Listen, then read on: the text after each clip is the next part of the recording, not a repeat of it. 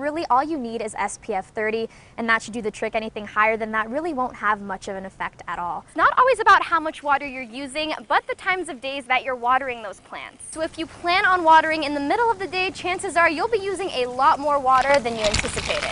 It turns out that a third of those fatalities were due to people not buckling up. Looking at the Grand Junction Police Department's Facebook page, it's clear that many people were concerned about the timing of when that Amber Alert was sent out. What'd you think of that, Kingston? Did you like that story? No comment, all right. We're using all types of adaptive equipment, such as this sit ski that I'm sitting on right now. But on Monday, they will be meeting with the board in order to get the process moving along. The road is closed off behind me. I am at the scene of the crime. I'm gonna step out of the way to give you kind of a closer look of what's going on. Tilly is actually a very big deal. She even has her own business card. Opportunistic criminals may have had this week circled on their calendars after Amazon sent out more than 100 million packages, prompting a warning from police. A new yet ancient form of meditation is making vibrations across the city. Oh, it's my baby Cleo, even though you wrote Chloe. I didn't write Chloe, I meant to write Cleo. What I write? I can't spell. It's okay. That's Cleopatra, that's my baby. Although he did not start the fire intentionally, all it took was one small mistake that led to a much bigger problem. Down by the river lives a man who goes by the name Marlo. And while his home changes depending on the day, keeps my mood at the level I want, more hopeful and happier. That's just the way he likes it. It's had the desired effect. 10 years ago, Marlo made the decision to live a nomadic lifestyle. There's less stuff and less consumption, and you can see by my clothing, everything gets worn till I can't wear it anymore, because that's the ethical thing to do. When he isn't playing his music, Marlo can be found walking his dog Flicks, reading by the river, or working on his latest novel.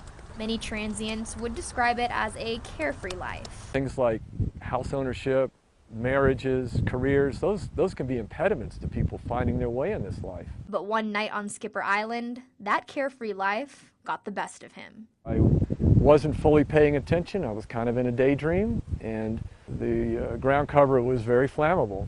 It was more flammable than I thought it would be. Marlo had been camping illegally on Skipper Island for 2 days, although he didn't realize it at the time. We thought it was okay. But on his third day, he made a decision that would lead to some serious consequences. To take a bathroom break, and made the call to burn the toilet paper. Realizing the fire was now out of control, Marlo called 911. I'm sure I was very panicky, and I was kind of out of my head. I was extremely anxious, and they probably weren't quite sure what I would do next. He's been living this way for 10 years, outdoors, and he's very strict about fires. Despite what happened, his friend Daniel Suelo says this was something totally out of character for Marlo. We all felt like this was ironic that this happened. Suelo says he feels partially responsible, as he was the one who led him to Skipper Island in the first place. I came here, when I first came to Fruita, I explored around,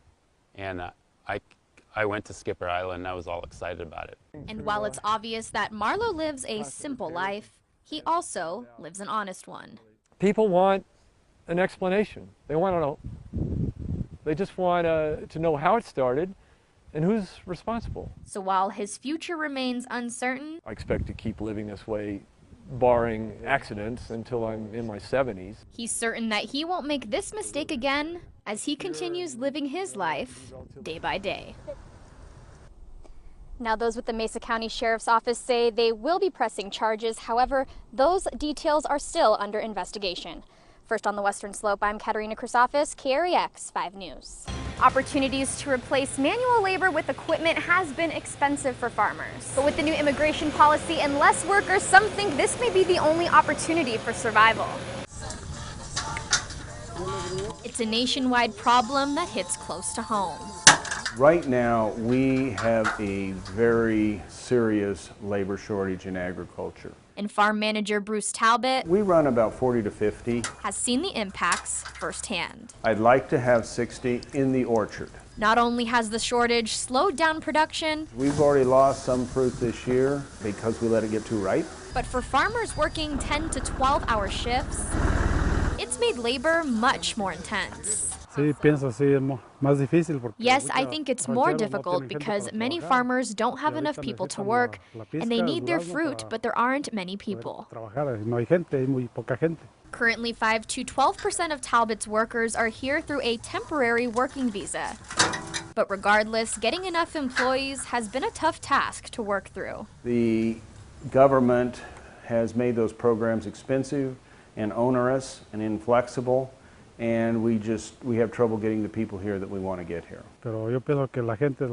I think it's bad what he's doing, especially for the people that come from Mexico, because all the people that work here just want to sell and work decently without any problems.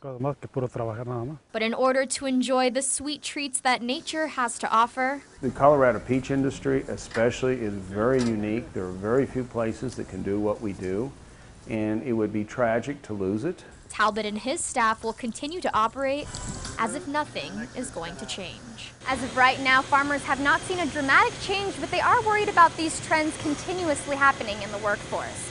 First on the Western Slope, I'm Katerina Chrysopis, KREX 5 News.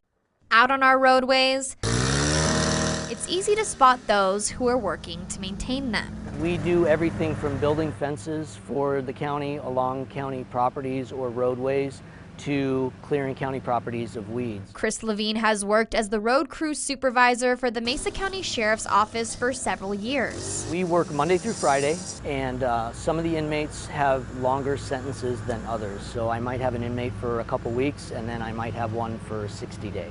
But no matter how long they work, there is one ultimate goal. We want people to feel like they are contributing, and hopefully by working with some of these programs, it can lead to jobs once they're done here. However, being able to do outdoor labor has its requirements. They've got to have 60 days or less to be on the road crew, and they obviously can't be violent offenders. You won't see anybody out on a road crew who has charges for murder, for example. But for those who aren't able to work outdoors, there are other options they can choose from. Some of our inmates are eligible to either work out in the kitchen area and help prepare meals along with our food service staff. And other inmates are also eligible to work in the laundry facility. For those who may be wondering why inmates cannot help with farm labor or other private businesses, those with the sheriff's office say it's simply the law. Inmates aren't allowed to work for a private enterprise. They can work on public property within the county and help out with different tasks and build their skills that way. By building those skills, they hope these inmates can help build a new life. Hopefully they don't want to come back and see me, and they kind of remember this. The more people can be productive members of society, hopefully we will see them less in our detention facility.